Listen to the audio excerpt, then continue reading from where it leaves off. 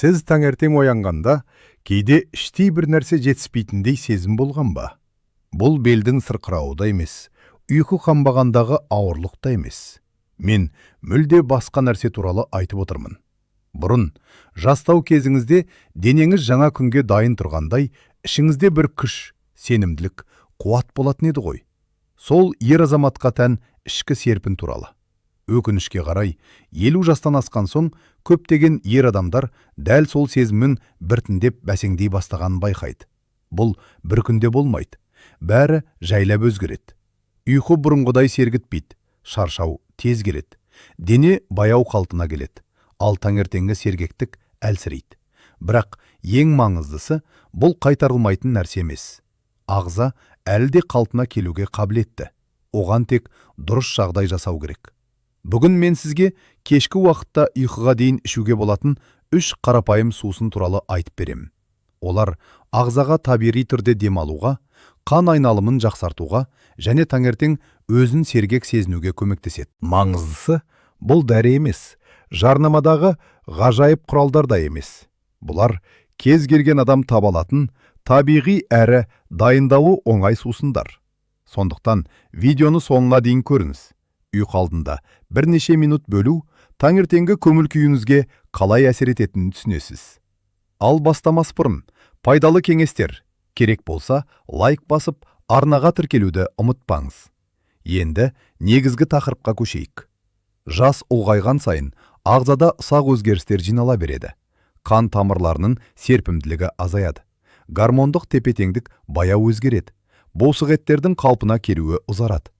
Сырттай қарағанда бәрі қалыпты сияқты. 7-8 сағат ұйықтайсыз, бірақ бәрібір таңертең ауырлау тұрасыз. Бұл ағза әлсіреп кетті деген сөз емес.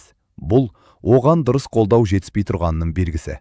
Ең қарапайым бастау жолдарының бірі ұйықтар алдында не ішетініңізге назар аудару. Дәл осы кезеңде дене түнгі қалпына келу режиміне көшеді. Ал дұрыс сусындар оған көмектесе алады. Бірінші сусын анар шырынын жылы сумен араластырып ішу. Анар жай ғана дәмді жеміс емес. Оның құрамында қан тамырларын қолдайтын табиғи заттар бар. Қан айналымын бақшадағы су жүретін шланг деп елестетіңіз. Ол жұмсақ әрі икемді болса, су еркін жүреді. Ал қатайып кетсе, ағыс әлсірейді. Ер адам үшін қан айналымының сапасы энергия, төзімділік және жалпы сергектікпен тікелей байланысты. Анардағы табиғи қосылыстар тамыр қабырғаларының икемді болуына ықпал етеді. Ал жылы су олардың ағзаға тез сіңуіне көмектеседі. Кешке ішілген шағын стақан осындай қоспа ұйқы кезінде ағзаның жұмысын қолдайды. Кей адамдар бірнеше аптадан кейін ұйқының кереңдей түскенін, түнгі мазасыздықтың азайғанын және таңертең жеңілірек тұрғанын байқай бастайды. Бұл ғажайып емес, бұл табиғи процестердің нәтижесі. Екінші сусын зімбір шайы. Зімбір ас үйде жиі қолданылады, бірақ шай ретінде оның әсері мүлде бөлек. Ол ас қорытуды жеңілдетуге көмектеседі, денедегі жайсыздықты азайтады және қан айналымына қолдау көрсетеді. Дайындау өте оңай. Жаңа зімбірді жұқалап тураңыз, үстіне қайнаған су құйыңыз, 5-10 минут тұндырыңыз. Жылы күйінде ұйықтар алдында ішіңіз. Бұл асқазанды тыныштандырып қана қоймай, денені демалысқа дайындайды. Ас қорыту жеңіл жүргенде, ағза бос энергияны қалпына келуге бағыттай алады. Сол себепті кейбір ер адамдар таңертең өзін жеңіл әрі сергек сезінетінін айтады. Үшінші сусын түймедақ, шайына аздап бал қосып ішу. Көпшілік түймедақты жай ғана тыныштандыру үшін ішеді, бірақ оның әсері бұдан тереңірек. Жас ұлғайған сайын ағзадағы күйзеліс гормоны кортизол деңгейі жиі жоғары болып тұрады. Ал күйзеліс тек көңіл күйге ғана әсер етпейді. Ол ұйқының сапасын нашарлатады, ағзаның қалпына келуіне кедергі жасайды және жалпы сергектікке ықпал етеді. Түймедақ жүйке жүйесін тыныштандыруға көмектеседі, денені демалыс күйіне көшіреді. Дәл түнгі уақытта ағза өзін қалпына келтіріп, маңызды процестерді реттейді. Егер ұйқы терең болса, таңертеңгі жағдайда соғұрлым жақсы болады. Шайға 1 шай қасық бал қосуға болады. Бұл тек дәм үшін емес. Бал ағзаға баяу бөлінетін энергия береді. Сол арқылы түн ішінде қандағы қант деңгейінің күрт төмендеп кетпеуіне көмектеседі. Соның нәтижесінде ұйқы тұрақтырақ болады, ал ояну жеңілірек сезіледі. Кішкентай ғана бір кесе түймедақ шайы, бірақ оның әсері ұйқыға, жалпы қалпына келуге және таңғы сергектікке ықпал етуі мүмкін. Енді неге дәл осы үш сусын пайдалы болуы мүмкін деген сұраққа тоқталайық. Түн ағзамыздың шеберханасы сияқты. Біз ұйықтап жатқанда жасушалар жаңарады, бұлшықеттер демалады, ішкі жүйелер тепе-теңдігін қалпына келтіреді. Ал егер ұйқы алдында ағза сусызданған, ауыр тамақ жеген немесе күйзеліс жағдайында болса, ол толық қалпына келудің орнына сол мәселелермен күресуге мәжбүр болады. Сондықтан таңертеңгі әлсіздік пайда болуы мүмкін. Ал дұрыс дайындық керісінше белгі береді. Демалуға уақыт келді. Нәтиже бірден байқалмауы мүмкін. Алғашында ұйқы тереңдейді, түнгі мазасыздық азаяды, таң жеңілдей түседі. Уақыт өте келе жалпы сергектік сезімі де жақсаруы ықтимал. Ең жақсысы, мұның бәрі көп уақыт алмайды. Күрделі рецепт жоқ, қымбат қоспалар қажет емес. Бар болғаны тұрақтылық. Ұйықтар алдында телефон шолудың орнына ас үйге барып, бір кесе шай дайындап ішіп отыруды елестетіп көріңіз. Бұл өз денеңізге жасаған кішкентай қамқорлық.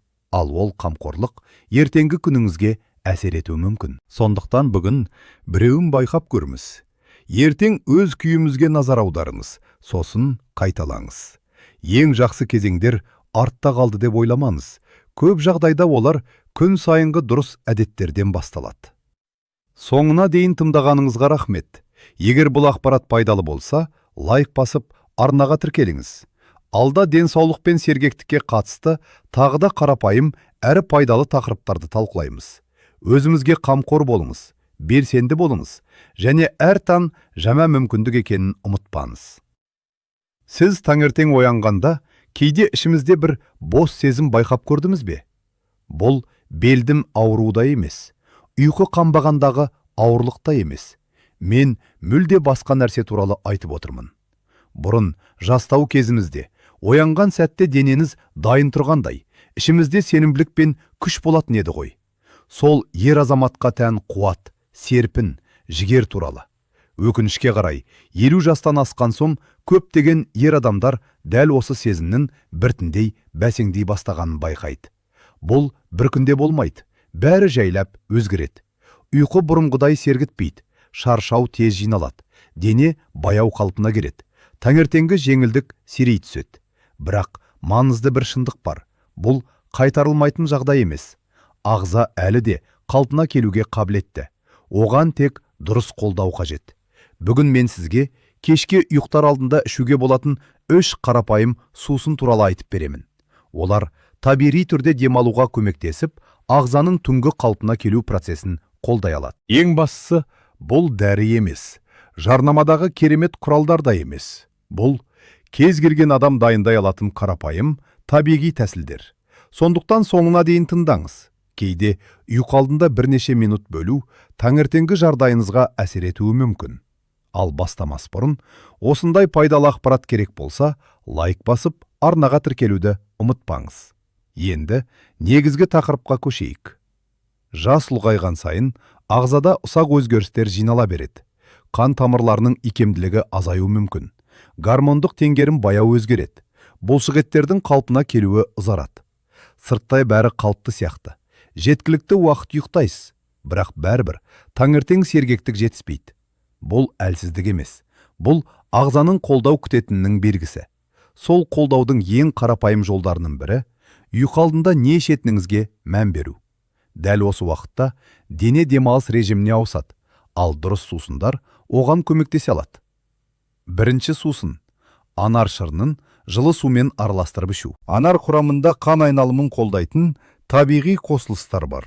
Қан айналымын су жүретін құбырмен салыстырып көріңіз. Ол икемді, әрі таза болса, бәрі еркін қозғалады. Ал серпімділігі төмендесе, қозғалыс баяулайды. Кешке бір стақан анар шырынын аздап жылы сумен араластырып ішу, ағзаның тыныш күйде жұмыс істеуіне көмектесетін жеңіл тәсілдердің бірі. Кей адамдар уақыт өте ұйқының тереңдей түскенін және таңғы жеңілдіктің артқанын байқайды.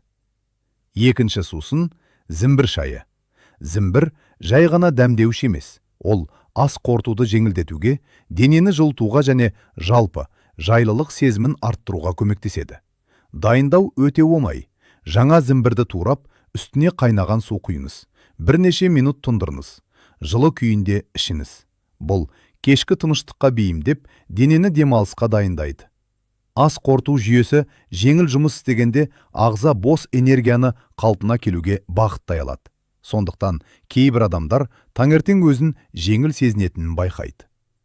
Үшінші сусын түймедақ шайы мен аздап бал. Түймедақ жүйке жүйесін тыныштандыруға көмектеседі. Күнделікті күйзеліс ағзаға әсер ететіні белгілі. Ол ұйқы сапасына ықпал етеді.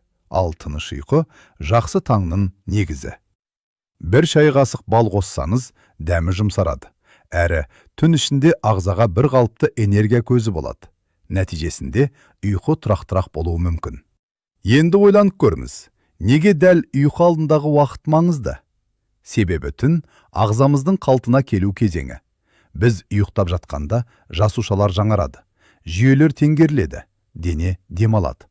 Егер сол кезеңге дұрыс дайындық жасалса, нәтиже таңертең байқалуы мүмкін. Бұл күрделі процесс емес, бар болғаны бірнеше минут. Ең маңыздысы тұрақтылық. Бір рет емес, әдетке айналдыру. Ұйықтар алдында телефон қараудың орнына бір кесе жылы шай ішіп отырғаныңызды елестетіңіз. Бұл өзіңізге деген қамқорлықтың қарапайым белгісі. Ал мұндай ұсақ әрекеттер уақыт өте үлкен өзгерістерге әкелуі мүмкін. Сондықтан бүгін байқап көріңіз, ертең өзімізді бақылаңыз, қайта қайталаңыз. Есімізде болсын, жақсы кезеңдер өткен шақта қалып қоймайды. Олар күнделікті дұрыс таңдаудан басталады. Соңына дейін тыңдағаныңызға рахмет. Егер бұл видео пайдалы болса, лайк басып, арнаға тіркеліңіз. Алда денсаулық пен белсенді өмірге қатысты тағы да пайдалы тақырыптар болады. Өзімізді күтіміз, белсенді болыңыз және әрбір таң жаңа мүмкіндік екенін ұмытпаңыз.